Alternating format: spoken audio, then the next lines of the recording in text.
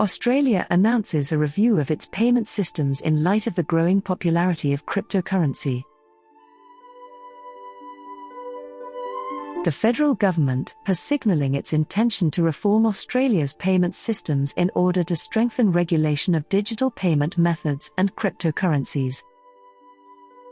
This week, Treasurer Josh Frydenberg stated that Australia's regulatory framework for payment systems has remained largely unchanged since the 1990s, despite a sea change in how consumers shop and spend.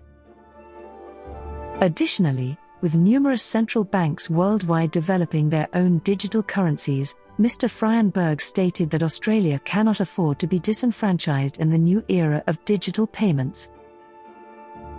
Australia's sovereignty over the payment system must be preserved, Mr. Frydenberg stated.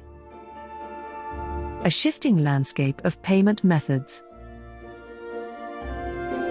My Frydenberg speech highlighted the evolution of Australia's payment landscape over the last several decades. He cited a decline in the use of cheques as an example of this transformation. In 1985, the Treasurer reported that cheques accounted for 85% of non-cash transactions. By 1995, this figure had dropped to 38%, and cheques now account for less than 0.2% of all non-cash transactions.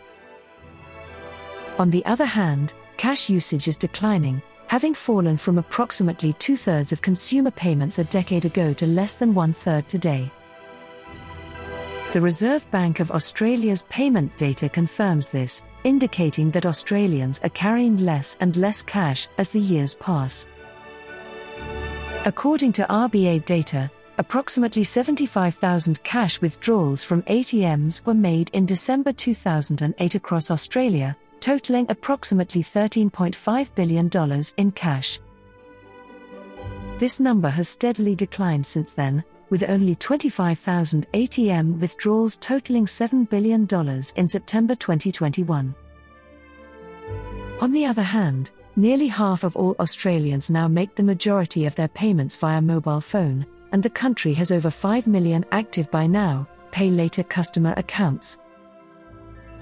The global crypto asset market is valued at more than $2 trillion, with approximately 220 million participants, Mr. Frydenberg said. And over 800,000 Australians have transacted digital assets over the last 3 years, representing a 63% increase over 2020. These trends are only going to intensify as payment technology advances and consumers continue to shop online.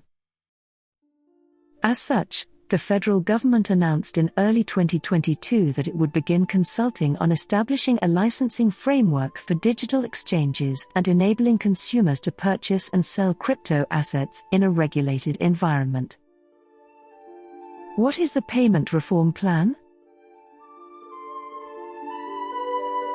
Australia's payment system reforms will aim to strengthen regulation of digital payments and cryptocurrencies without outright prohibiting them, as countries such as China and India have done. For businesses, the reforms will address the potential for ambiguity regarding the regulatory and tax treatment of crypto assets and new payment methods, Mr. Frydenberg said. By doing so, it will pique additional consumer interest, facilitate additional new entrants, and enable additional innovation. Consumers will gain greater confidence in their crypto transactions and new payment methods as a result of the reforms. While this will not alleviate the cryptocurrency market's volatility, it will provide consumers with greater peace of mind regarding who they are dealing with and the obligations they owe to crypto exchange platforms. The Treasurer stated that the first set of reforms will take effect by mid-2022 and will include a licensing framework for digital currency exchanges, a custody or depository regime for businesses that hold crypto assets on behalf of consumers, and policy advice on how to address the complex issue of debanking.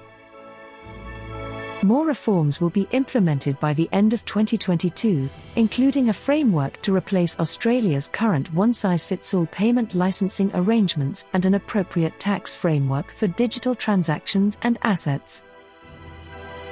Our reforms are therefore aimed at ensuring that only legitimate providers participate in the system and that they are appropriately regulated alongside traditional providers that provide comparable services to consumers, Mr. Frydenberg said.